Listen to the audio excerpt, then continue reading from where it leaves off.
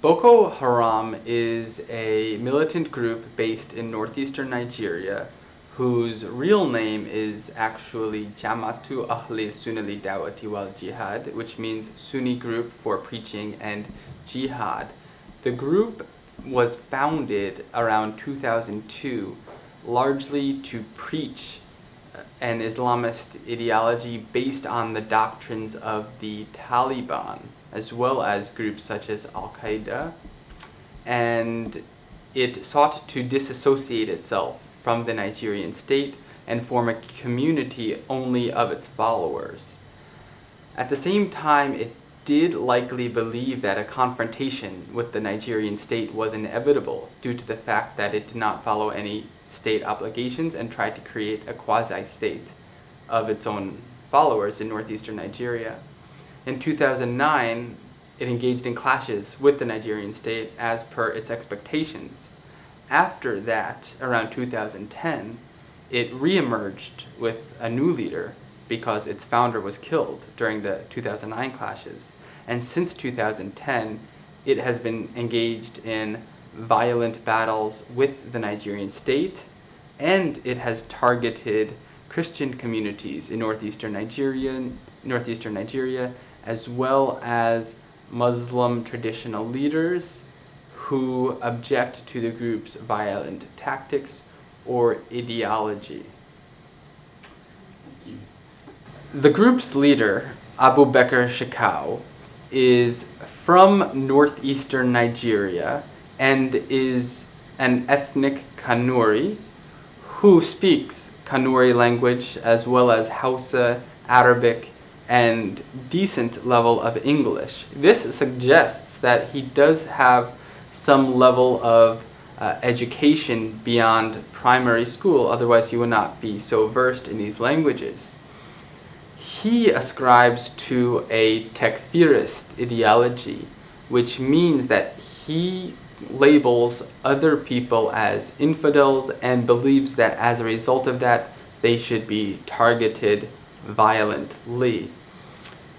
He was the deputy from 2002 to 2009 of Boko Haram's founder, Mohammed Yusuf.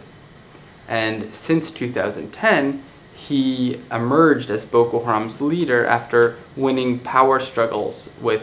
others who have similar but somewhat contrasting ideologies. He largely won this power struggle through ruthlessness and getting rid of all those who attempted to rival his power or who challenged his leadership. He has emerged also as the only face of Boko Haram in its videos and statements, and has consistently threatened not only the Nigerian president and the Nigerian population as a whole, but also Western countries, ranging from the US to the UK to France, as well as the United Nations. There are various factions within Boko Haram and debates about whether Boko Haram is a loosely knit group of various cells or whether it has a controlled command structure. But I tend to believe that it is somewhat controlled, despite the fact that there are many cells that might operate independently. One reason why I suggest this is that despite having various disparate cells throughout northeastern Nigeria and in some neighboring countries, they tend to follow a similar operational methodology. They tend to be able to bring together many cells for coordinated attacks. And, for example, they never went into Cameroon until a certain period of time when they likely received an order to do so, which to me suggests that there was a leader who was able to provide orders to various cells to go into Cameroon, which began happening around February 2013, despite the fact that the group had previously operated in there as a rear base for operations. There may also be certain leaders of the group who function somewhat as a board, who are in northern Nigeria or in other countries that provide guidance to Boko Haram about when and where it should attack. That being said, there are different types of factions that have emerged. Some factions that have emerged have criticized Boko Haram for targeting innocent civilians, particularly Muslims. There have been certain factions that appear less interested in waging a war against Nigeria, but more interested in waging a war against international targets in Nigeria, such as foreign workers in the country, the United Nations building, and so forth.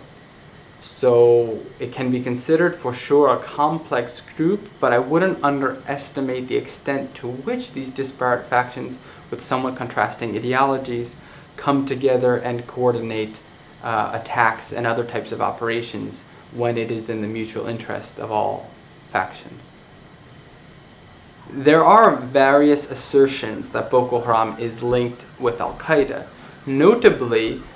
Al-Qaeda has never formally recognized Boko Haram as an affiliate, as it has Al-Qaeda in the Islamic Maghreb or Al-Shabaab in Somalia. Nonetheless, the operational linkages between higher level Boko Haram members and the Al-Qaeda network are very clear. Many of the masterminds of major Boko Haram attacks, whether on Christmas Day in Jos in December 2010, or on the UN headquarters in August 2011, or the kidnappings of foreigners in various northern Nigerian states, all appear to have been led by Nigerians who trained with various Al-Qaeda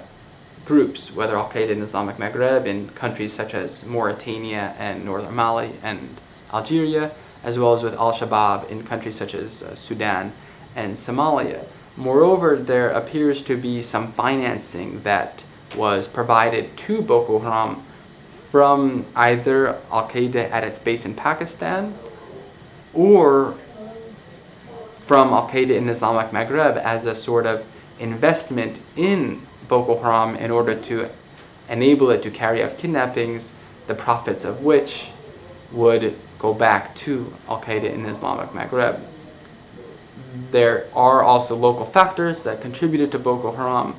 but it is likely these international networks to Al-Qaeda and other militant groups that allowed Boko Haram to become so lethal so quickly.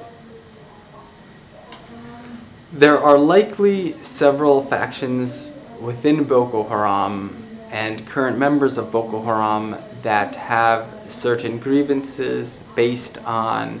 the clashes with the government in July 2009 or with other officials in Nigeria that can be resolved through discussion and negotiation.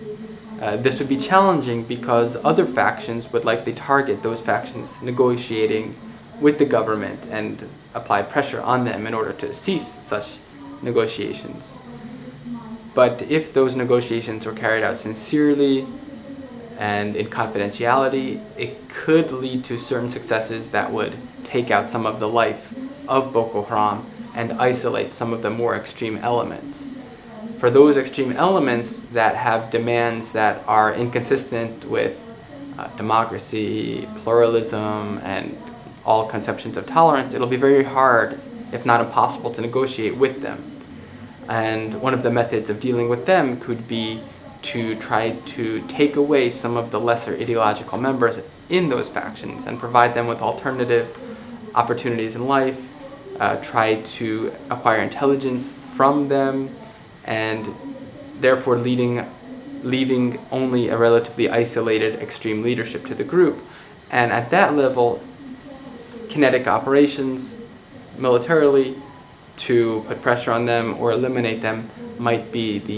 the only final option, and that in itself would likely require coordination between the governments of not only Nigeria and Cameroon and Niger, which all border each other in the Lake Chad region, but possibly other governments outside of the region in order to really find out where these leaders are, who is directing them, where are their networks, and how to eliminate them.